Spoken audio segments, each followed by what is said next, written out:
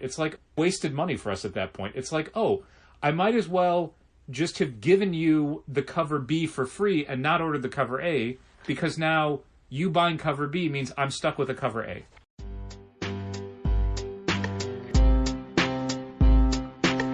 Come on and visit for any occasion. Don't keep patting down waiting. Comics and conversation. Keep the conversation moving along. Keep reading comics, keep your local store strong. If it's hard, then it's a job for the challengers. Comics and conversation, y'all. From Challengers Comics and Conversation in Chicago, this is Contest of Challengers, a comics industry business podcast with Patrick Brower and W. Dal Bush. Not just knock it out, Dal. We're going to knock it out of the park. Wow. I don't like parks, so that's a good thing. You want to knock everything out of that park. Playground equipment, children, especially children. The dogs can stay. Okay. I like seeing dogs run around in the park. That's fair. But, like, I don't like being in the park. I like seeing it from a distance or, like, a picture of it. I like an early morning park at, just after dawn when it's empty. But not when everything's dew covered. Any particular time of the year? Like, summer months, I think, sounds like that'd be a pretty fun time summer, of year. Because leading it's into like, fall. Yeah, there was a park. Your low 70s, high 60s morning where it's just real warm and nice. When I was in high school, there was a park near where we lived that had all these little exercise stations with things built into the ground. Okay. And I enjoyed getting up and doing that in the morning. This was back in my athletic career. Sure. When you enjoyed getting up in the morning. Yeah, exactly. When nobody else... I liked using them when no one else was there. Sure. Because it was like 25 or 30 different stations you go to. Mm-hmm. And I just like the idea of doing it. Like a circuit? Yeah, but by myself. Okay. Like not having any... Because Sure.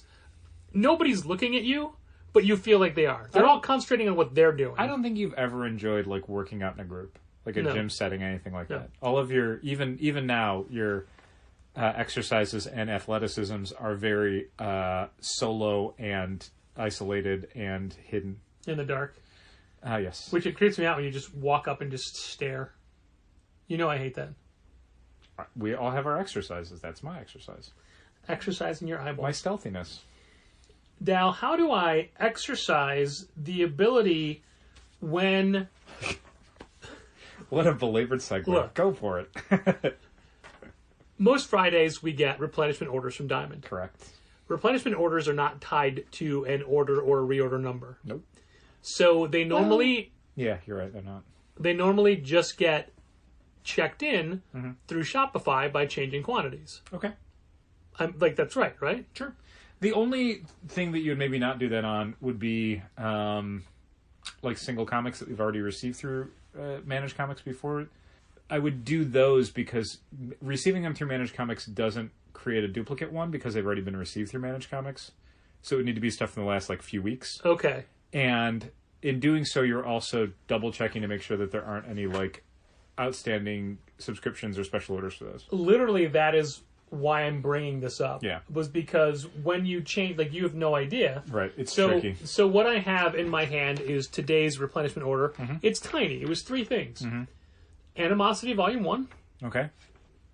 Mind Management Hardcover Volume 3, which did not exist in Shopify. Yeah, I don't know why we must have that. never had that. Yeah, I wonder why we got that at all. Okay. We don't restock those. Okay. I think we just do the omnibuses now. So I tried to... That's okay. So and then we got a Spawn. A Spawn. Mm-hmm. So I figured some of these would be special orders. You'd think. I did not receive the Spawn into Managed Comics. Okay. And wait, so I just go into Managed Comics and... Find additional items and then just plug in the diamond code. Okay. Add. And then, you increase the quantity by whatever you're receiving and then add. And then on the second screen after that, it'll notify you whether or not there are any outstanding subscriptions for that particular item. And if you do want to pull it against subscriptions to make sure that it gets allocated for the right customer, you'll flag selected. Okay. It's unflagged by default. So, right. So you need to flag it. You need to flag when it it's just for club. If you want it pulled for club. Because sometimes there will be an erroneous thing where we've never received it through Managed Comics. Yeah. So it'll say you need 12 of those. And it's well, this is something we got in 6 months ago and everyone got theirs, but Managed Comics doesn't know that. Right. So you would not flag it in that instance. So I don't know if this would have been, this Spawn 326 would be a reorder or a damage replacement. I feel like it's the latter. The tricky thing with... We don't have this on the shelf. Okay. So the thing with receiving comics through Managed Comics at this point, like, I like to receive the comics just to make sure that we don't have any special orders for them. But the thing is, with Managed Comics, as opposed to a Comic Suite and Pullbox, you can't add stuff that's already come out. So in general, like, there could be something where this was like a comic special order that never got filled or whatever. Sure, or maybe a shortage. A damage that caused us to have one short for club. Right, so it's worth doing it that way, but the majority of stuff wouldn't be in there. Okay. The other thing about this is that when I went into Shopify to adjust Spawn 326 by 1, Yeah.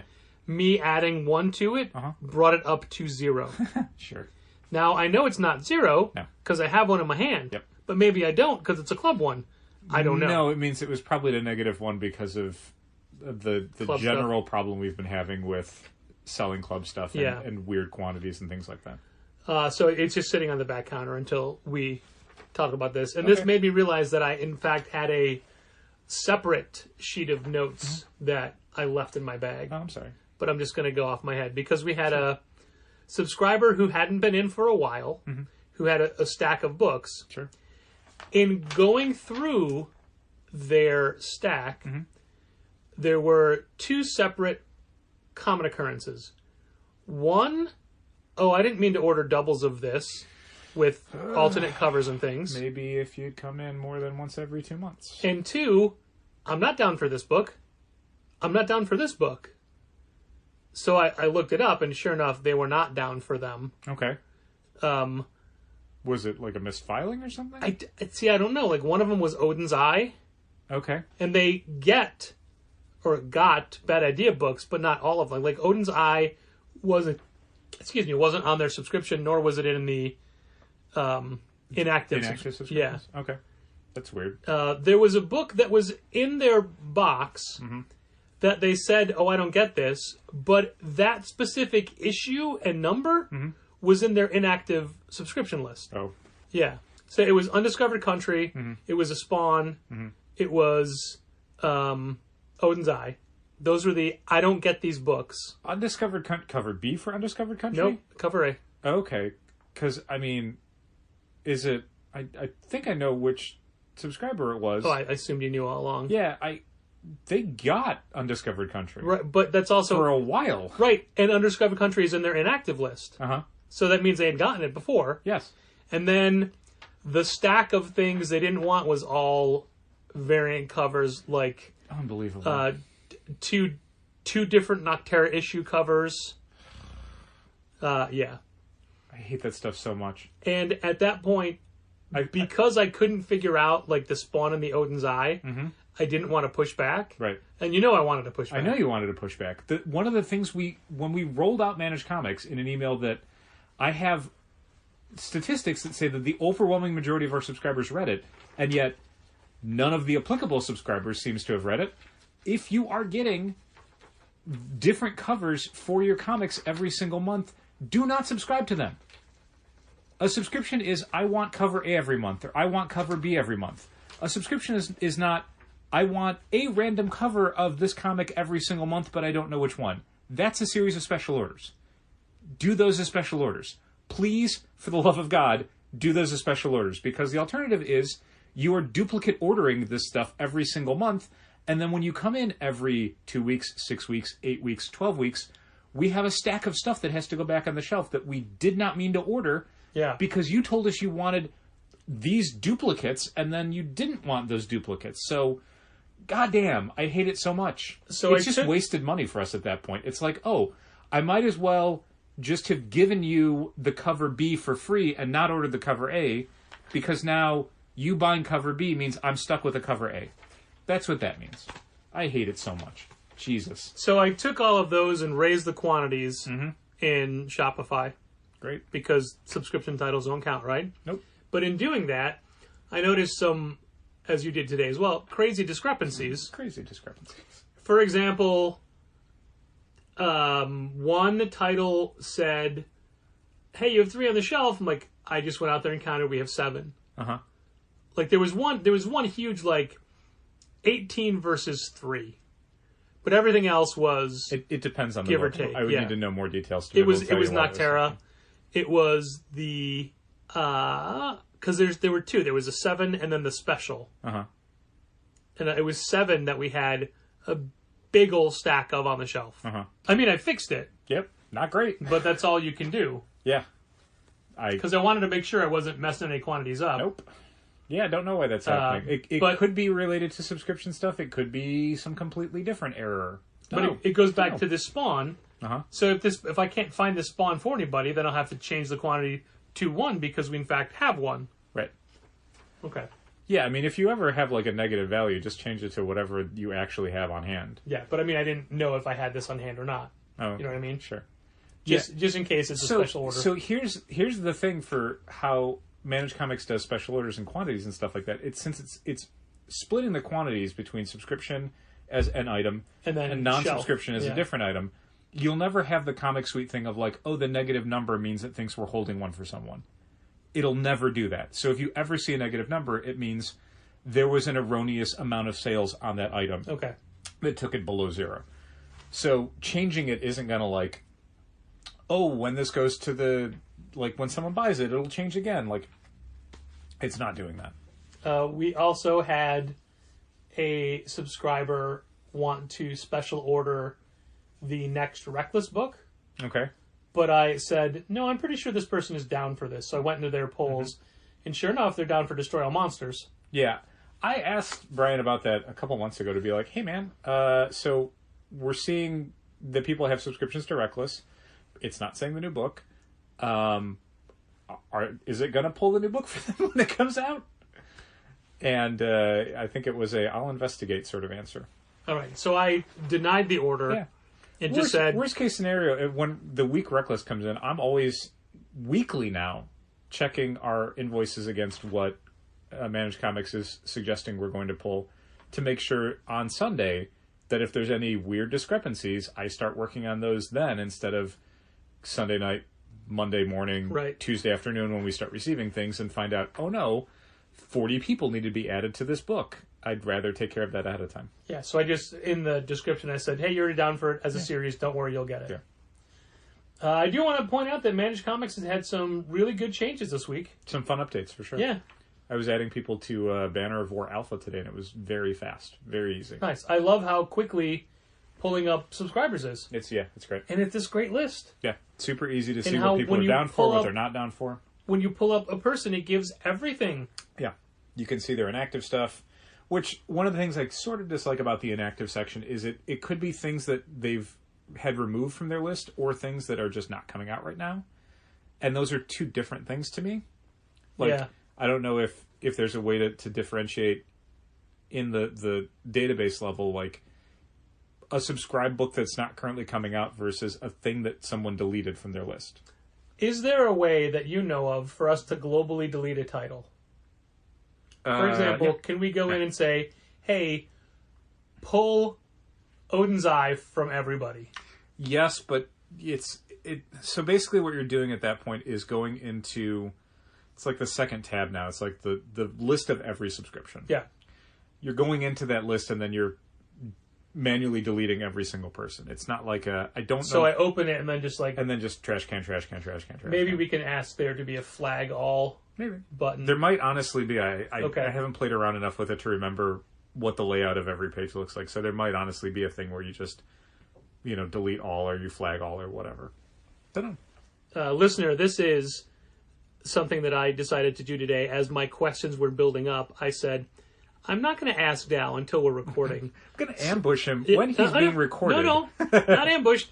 I specifically told you I was bringing you home pages of questions. But you did not say what the questions were, so it's not like I could prepare these in advance. So I'm still going to count it as an ambush. It's not an ambush. It's an ambush. An ambush, I'm trying to get, an ambush would be tricking you into something. This is I'm genuinely trying to learn. My next question is, do you know if there's a way to create a lot or assembly item? For example, a full box of Magic cards.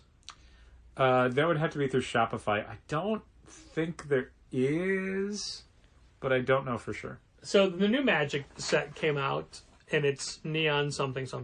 Yeah. So we have as you saw me setting up on Wednesday, I'll putting all the booster packs in and the draft boosters and the set boosters. But I didn't do anything for the boxes. Right. So traditionally what we'd been doing was just pricing over the barcode and putting the price. Hey, here's the box. Right. I'm like, no, that's too difficult to do now. Sure. So the boxes are in there as a full price.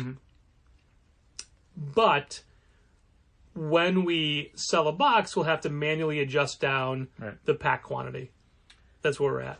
Yeah, I don't know if that's how I would do it. I think I probably would have done it as just determining like what the discount is that we're applying to a box, and then just ring up 36 packs and just give them a discount. Okay. I mean, it's the same total. Well, it just means you'd never have to adjust the quantities. Sure. Because you're deducting 36 packs Right, from your but- overall total. You would know to do that. We could tell everybody else. Yeah, I know, but I mean, It's just learning the process. It's telling a larger subset. No, I understand. Like I was it's not explaining ideal. I was explaining to Gina the normal way today. Yeah. The ideal version would be you scan it and it's a price and it deducts the appropriate number of packs Right. from the total and we're good to go. But yeah, I'll investigate it. But I mean, like a lot of things in Shopify, I'm going to go ahead and say we can probably do that if we pay somebody $5 a Yeah, month. I poked around. And I'm like, there's no way I'm going to figure this out. No. But I did start looking. Shopify on the back end changed their customers page, and it is indecipherable. Yeah. It is impossible to find everything. Basically, they did a thing where it's using a lot of like almost coding language as far as how variables determine what's being displayed in an individual like subsection. That's horrible. And you also can't alphabetize anything, which is such a bizarre oversight that I'm like, this can't be right. There's literally no way. So even when you have a subsection like manage comic subscribers, you can't alphabetize them by name. You can sort them by how often they've come in, how much they've bought, other weird variables, but like So there's their first actual or last search name functions you except can't for- search for. You What? can't do it. On top of that, oh god, there was another thing, and then you threw me off. Yeah, it's impossible. Like, oh my god, I hate it so much. It's impossible to find anything. If you need to find a name, like just to search for it, there's not even a search field within the customer listings. You have to go to the global search field at the top of the Shopify manager page, type in someone's name, and hope that it's not included in a book title or a solicitation text man. or something else. Like, it's so dumb. It's so much worse, and I can't imagine why they did this. Like, it is no more functionality than you had before, and so much less. And it's also an ugly layout. Like, it is... Yeah, oh my god, look at it tonight. It's so terrible. You know what you should do? You will bounce right off of it. You should open a support ticket. Oh my god. All of the things that are wrong with Shopify, and they spent their time tweaking the customer page to make it less usable. Maybe I should be happy they're not fixing anything else, because they would just end up making that less usable as well. Man. Bizarre. I'm sorry. It's not great. Well, at least, millions of people are using Shopify. Jesus. I don't know if it's millions. It's probably not millions. It's probably a lot, It's though. probably less than it was at the beginning of the sentence. So, someone very nicely on Twitter was responding to a post from Matthew Rosenberg, Okay. who apparently Matthew Rosenberg had said, hey, don't shop at Amazon, support local stores. And some people got mad about that. So he had to be Okay. like, hey, I'm really sorry that people got offended. I wasn't trying to offend anybody, but I was trying to say you should support small businesses. Okay. And then somebody responding to that said, hey, here's my favorite online small retailers. So it very was small. It was us. It was from Vault of Midnight. Okay. It was Quimby's. Okay. So I'm like, let me compare these sites because I'm glad you were looking at the site, because I'm going to give you some homework tonight. Oh, great! I have so much to do. This isn't a big task. Do I have to do? This is Challengers Comics. No. Okay. Well, basically, all I'm going to want you to do is take a look at our website, the Shopify storefront, and just be like, if you were looking at this, does this have everything you think a store website should have? Got ya. So it's funny you should say that Uh-huh. because the Vault of Midnight site also uses Shopify. Yeah. And at first, I'm like, wow, look how different theirs is from ours. Mm-hmm. But then the more I compared them side to side, I'm like, oh no, it's just colors. Yeah, That's what's confusing me. Like, they actually, I'm like, whoa, look at their scroll bar across the top. They've got so many functions. We don't even, oh no, we have those. Okay, just not as many different spots, but Yeah. Yeah. I did some changing around. and that's what I noticed. Do you like it? I do. Okay. Yeah, and I was telling Gina how like More hey, nested menus. This is going to be the website, and I think, and this was this afternoon. Right. I did everything last night. I couldn't work on it today because my internet was out Yeah. for the entire day Sorry, until like 3:30. it's the closest it's felt to just a regular store website. I hope so. I honestly not to get off topic or anything. Since we are switching over our store website to just being the Shopify storefront, I was going through yesterday our current website to just double check like what isn't already on the Shopify site. What information do we not have? What functionality isn't there? Like what do we need to make sure is on the Shopify site so it is a full service site? And honestly, there was like two things. The Parker's Picks archives. Yeah, right. It was building a section for the new this week release lists. Yeah.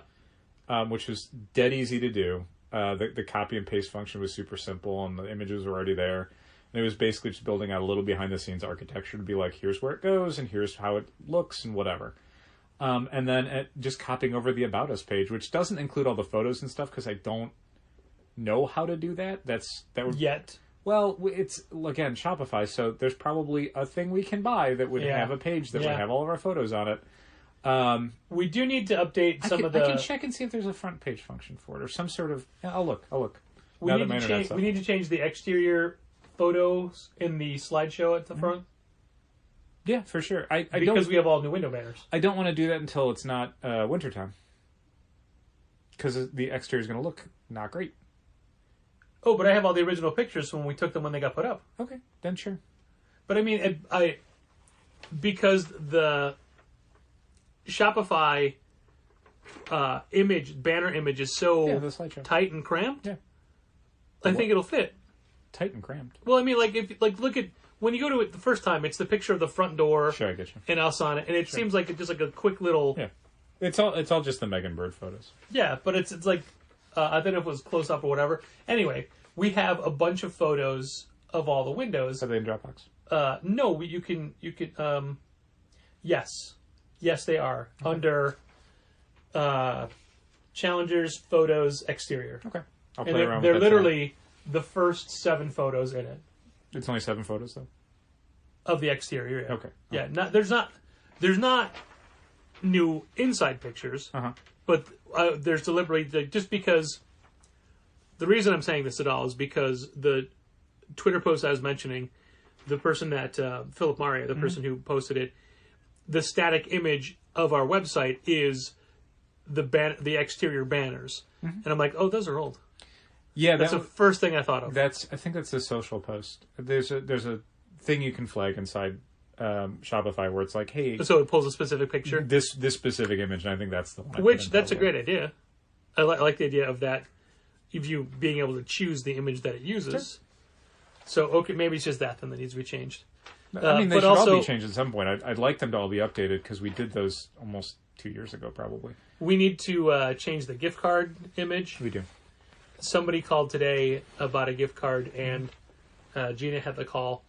But ultimately what they were asking was, hey, I'm buying this for a friend. Can I give it to a friend? And I'm like, yeah, just forward the email. It's just a code. That's all it is. Yeah. Well, they wanted to make sure before they did it. Sure. But the phone call was misconstrued as there being an error with the page. So when I got it, I'm like, hi, I'm sorry, what kind of error message are you seeing? Oh, I'm not seeing an error message. I just want to make sure. Okay. Oh, because at first I'm like, hey, there may be some... I thought there might have been confusion based off of the... I had a whole different thing I was going to jump into when I thought you were going to do that. I was going to be like, hey, so Dell's going to do something now, so I'm going to jump over and... Place order failed. Please try again. So I thought there might have been some confusion over somebody who had recently bought a gift card when there were 2 options. One option for in-store purchases only, one option for online Shopify storefront only. Sure. When in fact now we've made that to just if you're buying it online, it's just the one. Yeah. It's hopefully a lot simpler. Yeah. I Because never... it's good for both. It's good for in-store or not. But it was always difficult to tell people, like, all right, so there's 2 different gift cards. One's for in-store and one for online. But you can buy the in-store one online as well, but you can't use it online. You can only use it in-store. Yeah. That was always faintly ridiculous. Yeah, there's a lot of things as far as, like, how the in-store and the website works that we're trying to make them a lot more cohesive and a lot more interconnected. So it's something that doesn't feel as much like, you know, multiple different individual processes that we need to sort of intuit how they all work together. They should just work intuitively together. Like a husband and wife, for example. Sure, okay.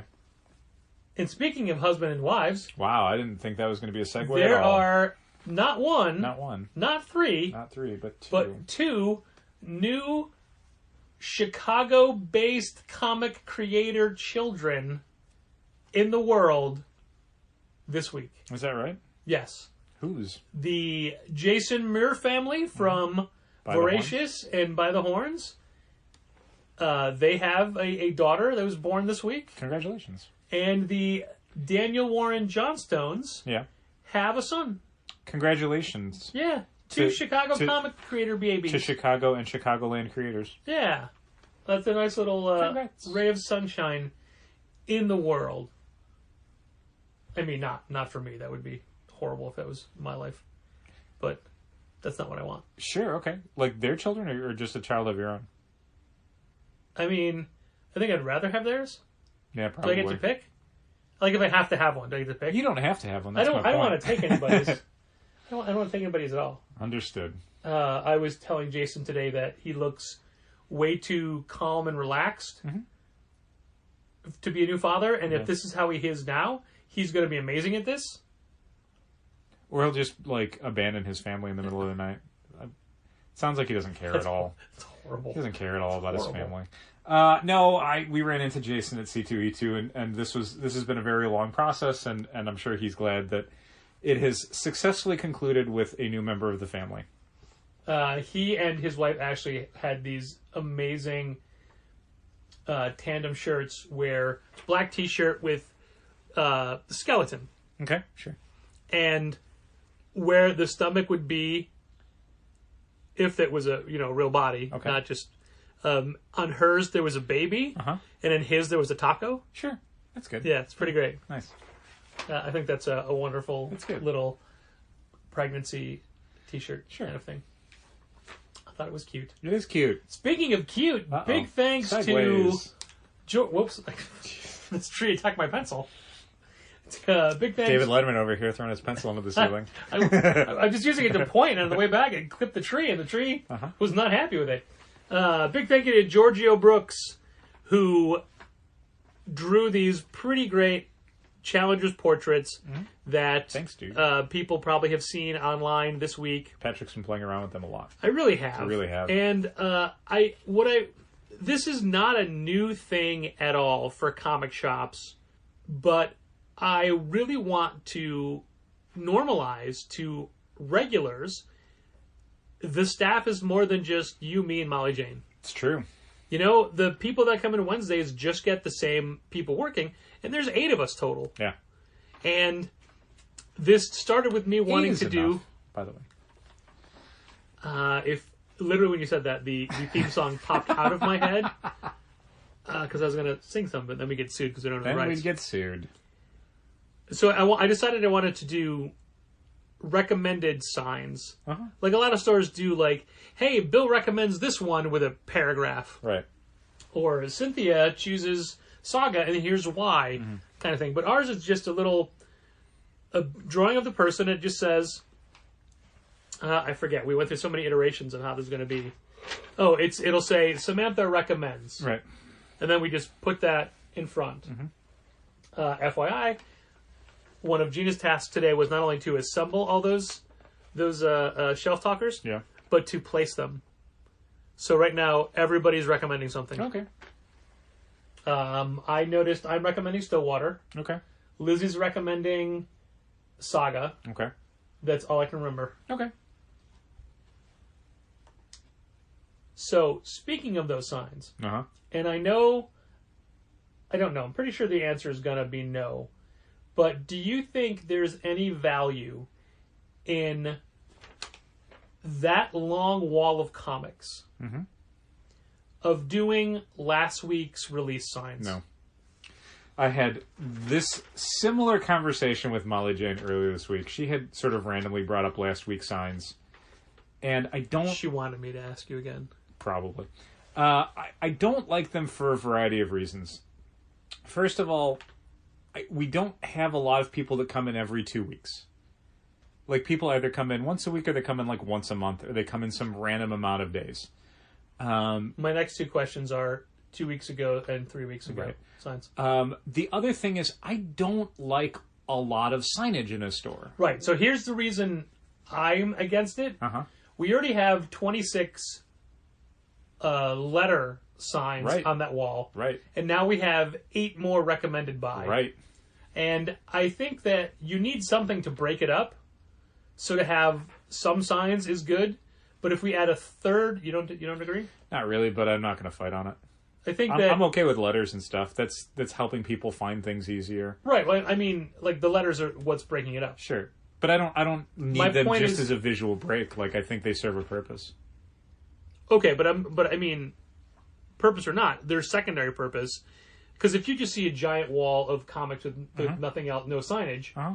not counting the top rack, I think that it blurs, but your eye is forced to stop at the alphabet signs. Okay. That's not okay. That's a scientific fact. Sure. So now that we've added 8 more signs to it, Yep. adding more others to it. Yep. Like I think there is value in having last week's signs because hey, someone doesn't come in every week; they come once a month. Well, then we still get a chance of getting them 2 weeks worth of stuff. But they'd be missing so much stuff. Like, Sure, but they would need they would- last week, right, and then but they 2 wouldn't weeks be ago, mi- and 3 it's- weeks ago. They'd be missing less. But the point is, Uh-huh. we see how people don't see signs anyway. Yeah, all it would do is irritate me because it would just be a bunch of colors and a bunch of different signs. Oh, and like, that's worth it. They would be a thing that would go up every Thursday and come back down every Sunday, probably, as I just angrily tore them off the wall. They would have been the inverse of the new this week signs. White background, red letters. Yeah, I don't. Ooh. I don't. Ooh. Well, I didn't even bother to design them because I Thanks. knew you would not be for it. Yeah. But I mean, I'm not. So are you against the second print and new number 1 signs? I don't love them, but, that's solving a kind of problem where I don't know how widespread it is. You specifically referred to them as one specific customer's signs. I mean, think at one point. One of those signs, yes, not both of them. And it's like, that guy comes in for 20 minutes once a week. What are we making him all these signs for? Well, I mean, that's a person we know benefits from it. There's I another don't know person. that they do. Like you said, no one reads any signs. Yeah. I could name the other signs Uh-huh. based on somebody specifically as well. Uh-huh. But I think there's value in having them Okay. for everybody. So what we're talking about is in the new release section, we no longer put up new this week signs because it's the entire wall back there. Yeah, all, everything is all this 16 week. feet. Yeah. But what we started to do is put signs to call out new first issues and to call out second prints. Or reprints. Yeah. New printings. New printings, yeah. For example, next week, Marvel alone has 8 second prints out. They have a bunch. So we don't want to confuse people because with the sheer number of variant covers that are available to people to buy every week, it's really hard to be confused by, is this a variant cover for the current issue or a new printing of a previous issue? It's hard to tell, especially if it's a all new cover for a second print. Mm-hmm. Even though the trend is mostly to recolor or change Use the logo interior color. artwork. Yeah. Which is a new cover. So I think that nobody wants to feel burned when they get home and be like, oh, I already have this. So we're just trying to educate people as to the fact that this is a new printing. Mm-hmm. The new number 1s are just we want to call out so people are way more apt to buy a number 1 than they That's are true. any other issue. That's true. Except maybe a 0 issue. Ooh. So number 1s are just like trying to get more attention to a new book, but it's new printing is definitely to be like, hey, just pause a second. You Right. may already own this. Sure. That's all. But that section will be cluttered next week because of all the second prints. Yep. And it's not just Marvel. A lot of publishers have second prints next week, but Marvel has Weird. the most. Yeah.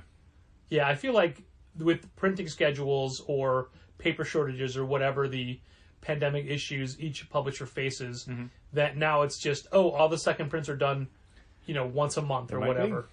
One set time frame. I don't know. It could be. It could be that way. You don't know.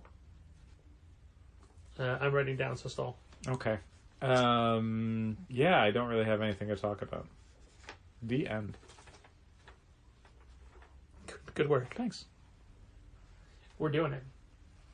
Knocking it out of the park. So we had a request for a topic from Alex Chung, and Alex, we would have talked about this regardless. A new printing of a book was announced this week. Yep. A book that the last time it was printed was when Challengers was a baby, Yeah. an infant, a toddler, a newborn. The JLA Avengers crossover between Marvel and DC.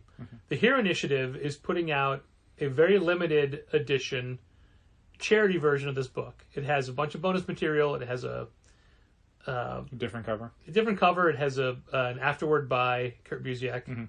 That's the brand new thing. Yeah. Other stuff existed before, but not in the same format of the book. Right. So the Hero Initiative is putting it out, and when they we got an email from the Hero Initiative talking about it, so we immediately jumped to Diamond because they gave us a code and ordered a bunch. Yeah, I don't think I knew that it was limited at first. No, that was the point. We didn't. Yeah. It was just like, you were notified and you're like, hey, JLA Avengers trade, Hero Initiative's putting it out. How many do you want? And I immediately went, 20 copies.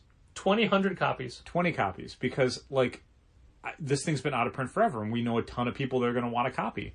Regardless of any new material or whatever, there's a ton of fans that weren't even reading comics when that collection stopped being available. And both the Justice League and the Avengers are way bigger brands than they were when that book came out. And a lot of fans who don't even really buy comics would be like, a comic where the Justice League fights the Avengers? That sounds great. I want to read that. And 20 copies was our opening bid. That was a thing where, I don't know how long this is going to be available for. Let's get a bunch. Maybe we can get more later. I don't know. Almost immediately we had people contacting us about it. Yes. The problem is almost immediately we then found out Hero Initiative has the rights to produce 7,000 copies of this book because of a deal they have with Marvel and DC, which 7,000 is probably the olive branch that Hero Initiative extended so that Marvel and DC would agree to do this, because Marvel and DC, nothing's stopping them from reprinting this book besides the two companies not General wanting to hatred do of it. each other. Yeah, not wanting to produce a new printing of this book. They did it because George Perez is literally dying. And it's hard to say no to a dying man, which is how the Hero Initiative managed to create this charity project. Was basically this is his magnum opus, the thing that he'd worked decades to get into production, and will stand as probably one of the top 3 books that he ever worked on.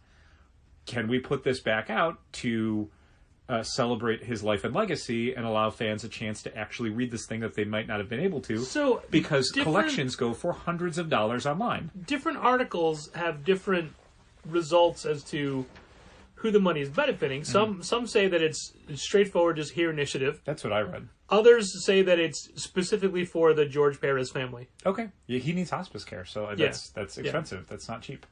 But I mean, he didn't need hospice care at the time. This is already printed. This book is already printed. It's coming out in March. He based on what he had said when he had announced his cancer diagnosis, hospice care was an inevitability. Sure. That was what he was doing in lieu of chemotherapy and things like that. More aggressive treatments was just let him just enjoy the time he has left. So this was Wednesday. This book was announced, yes. And I wasn't keeping a full tally. Uh-huh. But I think that as a store, Challengers has had just about 7,000 requests for the books by ourselves. It seems like it. Through people emailing, phone calls, Texting. This is such a minor thing, and I almost don't want to say it because it was not meant this way. Brian Garside sent an email saying that, hey, he added JLE Avengers to Manage Comics so customers can add it. And it's like, God, I love that. I love how on the ball he was. I love, new this week and new to order stuff being added that quickly to the database so people can add it when they're thinking about it. I wish it hadn't been that book because I had to tell literally every person, we've already had more requests than we're going to get. I can't approve this. We're not going to have a copy for you. So I had to do that way more than I had wanted to normally because it was so easy for people to request it. And then I had to type up no, you're not getting it. We need people to ask for it on... And no, Mike Romanenko, this is not serious. Don't do this. On TikTok and Instagram, just to complete every Foursquare, every facet. Yeah, right. Foursquare. On the blockchain. So anyway, so the point is, with it only being 7,000 copies available, we estimate that at most, maximum we'll get is 3 copies. Yeah, and that's hoping that not every store decides to just order 500 copies to game the system. Yeah. So what I've heard of stores doing, which I like a lot, is whatever, like the 3 they get, they're just going to auction off on eBay or wherever. I would rather do a raffle. And then take that money and give it to the Hero Initiative. Yeah, I'd rather do a raffle. Okay. Because an auction, like... Well, the idea of a raffle is it kind of makes it fair. I mean, look, you can buy more than one raffle ticket or whatever. Sure. But an auction... I almost think tends to favor, like, I'm sure there's deep-pocketed fans who genuinely want to assist the Hero Initiative and George Perez specifically, want a copy of this book. I don't know. The auction, I'd rather do a raffle. A raffle feels more... You could literally win it just for buying one raffle ticket. Okay. And then still donate the money. Yeah, of course. Okay. Yeah. Less our $10 per book or whatever. No, I don't care. I'm just joking about that part. They're going to get the whole amount. I like the idea of stores getting extra money from flippers, like basically, and putting that money to charity. That's the only thing. But I see. The difference is you're looking at the optimistic level of genuine fans, right? And I'm looking at the darker underbelly of society. Sure. Yeah, no, I'd be fine doing a raffle. Sure, but how much is a ticket? All right, come up with whatever you want. Doesn't matter. Okay, $20. Sure, sounds great. Price of the book. If you want, yeah, sure. Nobody would enter that. I'm sure there's people who, I mean, it's for charity. I don't know. Yeah. Maybe they would, maybe they wouldn't. You'll never know. No, I probably wouldn't do more than $5 a ticket. If people want to buy multiple tickets to increase their chances and increase the amount of money they're donating to the Hero Initiative, great. Sure. Go nuts. We got raffle tickets in the back. Now, we immediately were telling people, hey, we're not taking names for this. This other part is best left off the air. Okay. And admittedly, this whole speculation as to why there were 7,000 print run, it's speculation. Oh, totally. I don't know anything. No one knows any idea. No. Like you can guess, though. You guessed it was an olive branch.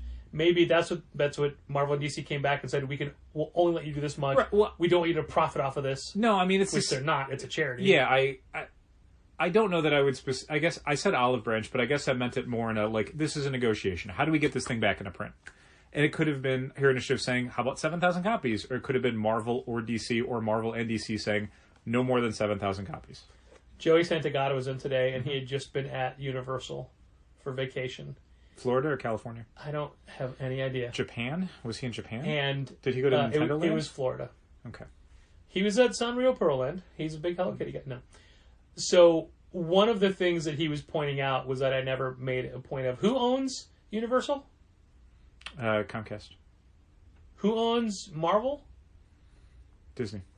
So there's still the Marvel exhibits at Universal. Yep. But they're all in old costumes and old set decorations and things because they don't have the rights to updated stuff. Right. So there's sort of a weird deal, and I don't remember all the specifics, so people who are more Disney fans than I am can probably correct me on this, and if so, just know that you're smarter than I am. There's basically a deal where Universal has the rights to Marvel stuff east of the Mississippi. is kind of how it works. And even then, it's specific characters and franchises. So, like... So is there no Marvel Universal in California? I don't believe there is, no. Okay. So what? And you knew the answer to that question when you were asking. Yeah, so, like, there's specific stuff like Guardians of the Galaxy. Like, Epcot in Florida is doing a Guardians of the Galaxy ride. Because I guess Guardians of the Galaxy is not part of that contract. Is not included in the characters that Universal had access to. Okay. On the West Coast at Disneyland in California, there is a full Avengers campus with Spider-Man and Captain America and Doctor Strange and Loki and every other character. Because that's in California, so that's where they can do that at. I did not know any of this. It'll be the same thing for, like, Tokyo Disneyland and Hong Kong. Yeah. Other, Shanghai possibly. Where they're... Wait, hold on. They can incorporate all Depending those on how you look at characters. the globe, Japan is east of the Mississippi. I guess they mean in the continental United States. Okay, I think is what they that's refer fair. to. So that's how that works, and why those rides and characters haven't really been updated, because they kind of don't have access to them. I think they might... I don't know if they're able to, like, if they have a Spider-Man ride, if they can revamp it with newer Spider-Man iconography. I don't know. Okay. But Joey was pointing out that they did not. They definitely did not. Yeah. The Guardians of the Galaxy ride, Cosmic Rewind, opens supposedly this summer in Epcot. Yeah, neat. So I just brought that up as maybe it's a licensing thing. You know, like you can have 7,000 copies of this old artwork, but you can never do... It's part of the problem from back before Marvel was owned by a smarter company, when they were making deals that were basically in perpetuity deals that they would never make now. Yeah. So, like, Sony has the rights to make Spider-Man movies as long as Sony keeps making Spider-Man movies. If they ever stop, the rights revert. But they'll never stop, because those movies make $1 billion. So long as Watchmen is in print. Yeah, exactly. And I think the Universal thing is the same thing. I don't know if that has a stop date on it, but, I mean, Universal has had a Marvel part of their park for a long time now. For decades. And, you know, Disney's owned Marvel for 10 years now, and they still have that park in Universal. I had a memory of being at Great America and waiting in line for some sort of DC, maybe a Batman thing. Sure. I think there was a Superman or a Batman roller coaster at Six Flags. Yeah, but this wasn't so much a roller coaster as like an immersive, like, story thing. My point is, do you remember if you were there? Because I thought it was like a group of us or something. No, I want to say... But also, it's been decades since I've been there, so I have no idea. I want to say it was something you did on a DC thing. Oh. I think it was in Dallas, probably, that right? That makes sense. Yeah. It was like a Bob Wainwright expedition or Yeah, something. exactly. Yeah, okay.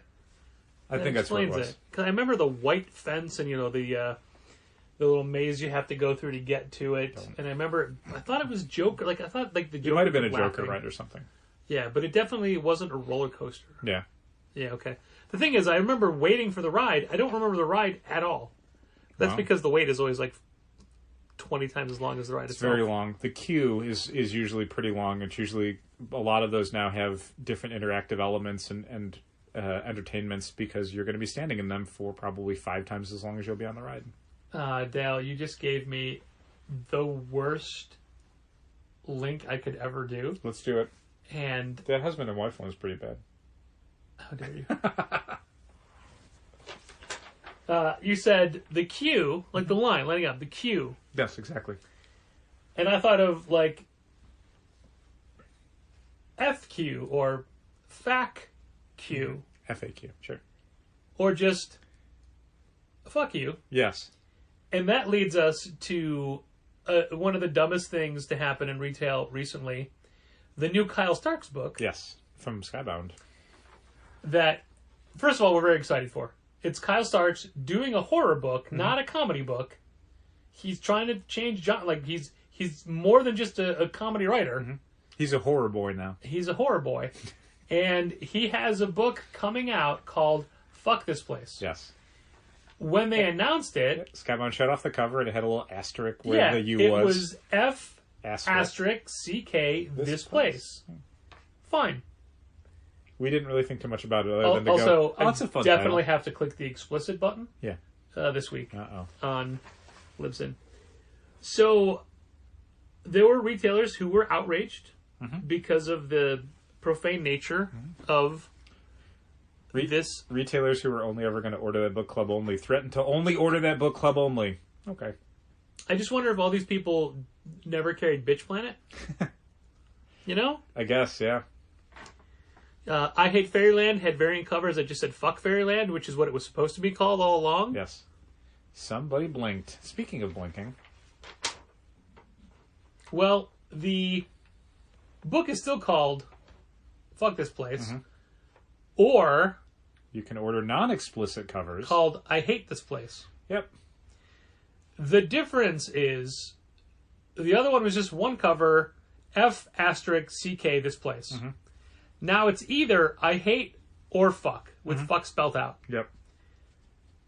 I was totally fine having the censored, the Grawlix version, if you will, Sure. of Fuck This Place on the stands. I don't like the idea of having the full word spelled out. No. It definitely feels a little farther than I would want to go. But also, I don't want to compromise and get the... You don't want to be a hypocrite? I don't want to have to get the baby version. So, the baby version is the A cover, though. The official book is I Hate This Place. Now? And cover B is Fuck This Place. Right. But, yeah, I understand people's concerns. Yeah, I mean, I don't... Look, I made a joke about stores that weren't going to carry it, threatening not to carry it, but, like, I don't care. Like, I'm not upset at them. It's not like it's ruining the industry that they would take a stand against this. Stores cannot carry books for whatever reason they don't want to carry books. You're not obliged to carry a product just because. Yeah, but when you tell the publisher that... Yeah, I wouldn't do that. Like, that's the thing. Like having it be a controversy, having it be like, listen, Skybound, like, I mean, look, if you want to email Skybound and be like, hey, I was going to carry this book and now I'm not going to because of this, like, that is actually good information, because otherwise a boycott only works if a publisher or a manufacturer knows they're being boycotted. If you just don't buy something, they don't know why you're not buying it. Yeah. So it's one thing, you know, to for a store to say, well, I'm not going to carry that cover, but it's arguably better for them to go to a publisher, not the public, the press, making a Facebook post, whatever, but, you know, emailing somebody at Skybound to go, hey, I was going to order X amount of copies for the shelf. I can't order that cover anymore because of profanity on it and my clientele, territory, whatever. So this is the sales you're losing out on. So there is something that someone in marketing can look at and go, okay, well, this is costing us money. You know what you should do? What's that, Patrick? You should... What I should do?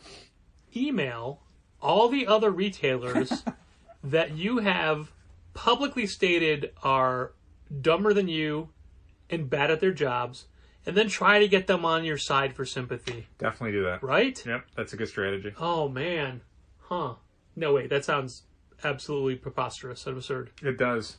I don't know why I'd even say it out loud. Downright childish. It's weird. Petty? Petty's a good word. Petty's a good word. Yeah. Speaking of Tom Petty, did you know he read comics? Speaking of sorry, having you your heart were about to broken. say something. No, I was not. Oh. You said, like you were changing I was just topics. going to say some words to fill up the podcast. That was it. Okay. Okay. Nothing special. Well, we've covered most of the material that I had. I'm sure I could have more Shopify questions for you. Oh, great. But instead, I want to spend this time, this remaining time we have... What precious time we have. What very few fleeting moments that you, listener, graciously share with us. Thank you for inviting us into your ears. Yep. I am thankful for it every single week. Every week, Patrick, remember? Every week.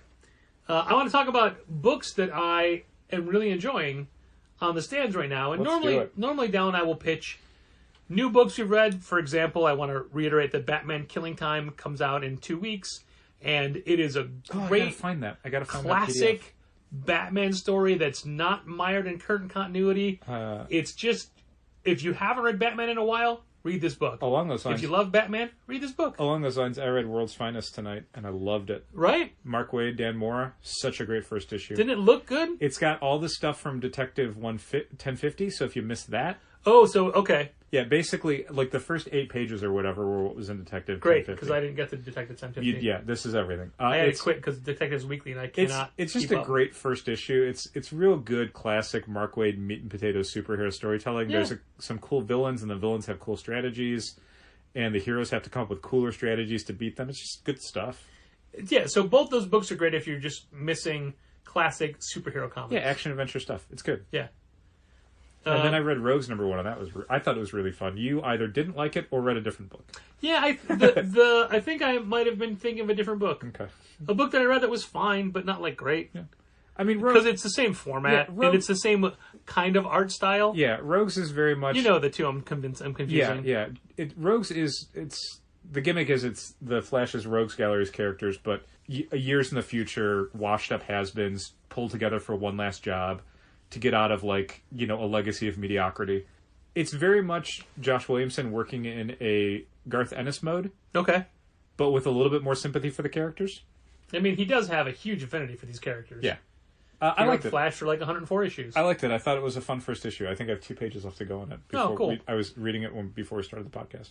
So specifically, these are books that came out this week that I've just been really enjoying, whether they be the end of their arc or middle or early. Yeah.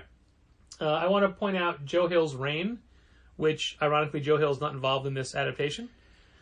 It is one of his short stories. An adaptation of a short story, a novella, if you will. Was it a novella? I don't know. It's more than 100 pages. It's less than 100 pages. It's a novella. Right. I think is the rule. I thought. Anyway. It is. It's from Image, and it is. I really enjoy it. It came out the same time Bolero came out, and I thought Bolero had better artwork, but Reign had the better story. But now I'm really into the Reign artwork. Yeah, and the Bolero artwork stuff. I don't love the Reign artwork still. I think certain panels and pages are good, and then I'll see stuff where I'm like, I don't understand. This does not look 3-dimensional to me at all. The perspective on these layouts is not great. I do have questions for you about Human Target 5. Oh, I loved Human Target 5. I did too, but... Oh, man. But I have one major question. Oh, golly. I'll ask you that later. Sure. No, I don't think it's the same character. What character? I can't go into details. Okay. Anyway. Darn us getting to read these books ahead of time. Joe Hill's Reign is really great. Dirtbag Rapture, totally under the radar for most people. It just finished. It was a 5-issue run from Oni. And at this point, you're just going to have to wait until August for the collection. Yeah. August 22nd, I think. Just such a unique, original, fun book. And you dug it too, right? I did. I haven't read the newest issue, but I have really been enjoying the storyline. It seems like the sort of thing that would have slotted in really well in 2004 Vertigo. Where will we rack this book? Horror? No. Fantasy.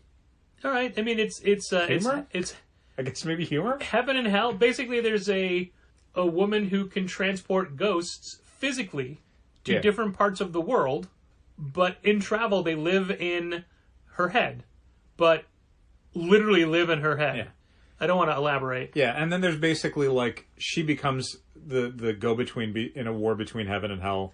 But she also... either save the earth or destroy it, or both. She also constantly needs to self-medicate in order to be able to... Yeah, because it's like Sixth Sense. She sees ghosts all the time. Yeah. Everywhere. And those ghosts want something from her. No one else can see them, so because she can, she's the most famous person in Ghost World. Kind of, yeah. and not only that, but the ghosts talk to other ghosts oh my god, you got to go find her. The savior to all these ghosts, and she hates it because she's a dirtbag. Yeah. So I mean, Dirtbag Rapture is the perfect name. It's great for that book. It's great. It's just a really fun concept, and it's finished. Yeah. A solid. It'll be on the front table. Yeah, in for August. sure. Little self-contained story like that. Why not? And the deeper we get into what's the furthest place from here, the weirder it gets. It's so weird. I'm digging it, man. The thing I didn't like about issue 4, that I overall liked, is the chapter breaks. Yeah, the chapter breaks. I don't need every third page to be a black chapter break heading. I don't need that, Rosenberg. That includes a quote that you're going to read in the next page or two. In the next 9 panels before it's another chapter. Yeah, some of the chapter, I grant you that some of the chapter breaks came this was a 2-page chapter. Jesus. But also, all the so far the issues all have been oversized, so you're not. Yeah, so it's not like you're getting less content. Yeah, you're getting your money for sure. But at the same time, it's as a aesthetic choice, it is tiresome. But speaking of aesthetic choices, the first issue cover, which was the exterior of a dilapidated record store that I could not read was called Academy Records. Yep. I thought that was not a great choice for the first cover, but now you see the cover motif of the series. Yeah, they're all different places the characters are going to. In that issue, and it's great. The iconography of it is really strong. Yeah. Really, there's a lot of love and care into this book, and these two guys work really well together. It's great. And it's 12 issues, right? 12, yeah. Okay. We're a third of the way done, and it just gets weirder. Yeah, it's not it's a series that I feel like I understand what's happening or where it's going beyond the most basic, like, one-sentence premise. Like, I don't know how it all works yet. And even the way we were describing it to people in the beginning, it's like, oh, it's so far away from that. It's not, though. Sid's friends are looking for Sid. Yeah. It's a post-apocalyptic world. There's, like, these kind of Lord of the Flies-esque groups of kids built around different kind of fandoms and ways of viewing the world. There's, you know, the record kids, and there's the cop kids, and there's the supermarket kids, and there's the circus kids. There's the old people kids. Yeah. Old people kids is my favorite premise in the entire series so far. It's the creepiest issue. It's the one with the most, like, memorable moments to it for me. Yeah. Supermarket one was good, but the old folks home one was also real good. It's a surprisingly violent series, too. Oh, so violent, yeah. Lord of the Flies. Yeah, yeah. So I guess if you're watching Yellow Jackets, which I have yet to see, but we'll start soon, I hope. There you go. You can pick that. So there's just a couple of books just from this week that I'm like, man, I want to talk about these. Good. I really enjoy these books. Good idea. And I'd like to spread that forward. Comic books are real good, man. It's one thing to read a first issue and be excited ahead of time, but when something keeps going or surprises you or swerves you this much, yeah, just talk about it. I was when Jason Muir was in today. He was specifically he likes finding artists at the beginning of their career and then following where they go. So I'm like, man, look at Bolero. Look at the art in that book. Jeez. Yeah. That somebody's going to get picked up somewhere. And I said what I said to everybody, don't read that high over your head on the train. Yeah. I think the guy who just wrapped up his Shang-Chi run, who I don't know how to pronounce his name. It's Shang-Chi is how you pronounce it. Shang-Chi. Ruin. The guy who was drawing that. So good. Got real good real fast, and he's off that book because I'm sure they're going to be putting him on a much bigger project. Yeah. Imminently. It's the sort of thing like when you would see like Russell Dodderman come out of nowhere and then get real good, and then you're like, oh, you're not drawing Cyclops anymore. Yeah. You're drawing a much bigger project. Shang-Chi was a book that honestly I was only picking up because I'm like, what is this dude doing with his art? It's a very like Olivier Coipel, Travis Charest sort of thing. I liked it a lot. Good. I'm sure they'll be doing a big Spider-Man project or X-Men project or something before you know it. I got to tell you that every time we're approving or looking at orders, last night I did. We're doing some of the April DC, right? or April ordering now. Mm-hmm. Well, I transferred over a lot of the Marvel stuff. Okay. But specifically, I finished the Marvel stuff I needed to do. By the way, I finished Banner of War. Well, I did all that stuff last night with not counting Banner War. Okay. Sorry. But, FOCs. FOCs. My point is the sheer number of variant covers that people are ordering. And I don't mean, like, we used to... I think Spider-Man had 15 covers for issue 1. Yeah. 15. And, like, I'm not going to complain about variant covers because they're never going away. That's just the way the market is now. It's like complaining about staples. But there was a point... The supply store? No. Oh, okay. There was a point where we thought, like, hey, maybe people are buying multiple covers, and some people are. But I think you could argue that the days of increased sales just based off of variant covers, maybe not the same anymore. No, there's definitely people who are more likely to pick up a book if they like the cover. So there's probably people that can get enticed to get something because they're like, oh, that Scotty Young cover was really cool. Sure. Or that Adam Hughes cover was good. But I want to say that 80% of the people who buy books from us, and I researched this number, would buy the book if it was just one cover. Yeah, that's true. But anyway, my point is there's some of these variant covers I look at and think, this cover is so ugly. I can't believe somebody wants this. And there were so many this month. I'm like, man, like I know art is subjective, and I'm an egg cover till I die person. I will only ever get the egg cover. Yeah. But fine, that's just me. But man, when there's some just outright ugly covers. I'm like, I can't believe they want this cover. Weird. Sure. I will forever think there's too many cover choices, and you just said 15 for Amazing Spider-Man. That's too many. But for issue 1. People can buy whatever they want, and they can listen to whatever they want, including podcasts, such as this one, which was and has been and will continue to be a comics industry business contest? Codcast. It will continue to be a fish of some sort of cod. Or scrod. I mean, cod is in scrod. It's in the name. Alright, I quit. Thanks for listening. Keep reading comics. This has been Contest of Challengers. Thanks for listening. Keep reading comics. Challengers is located at 1845 Northwestern Avenue in the Bucktown neighborhood of Chicago. 773-278-0155. Keep up to date with new releases and events at challengerscomics.com. Like Challengers Comics on Facebook, follow @Challengers on Twitter, and help fund this podcast at patreon.com/challengers.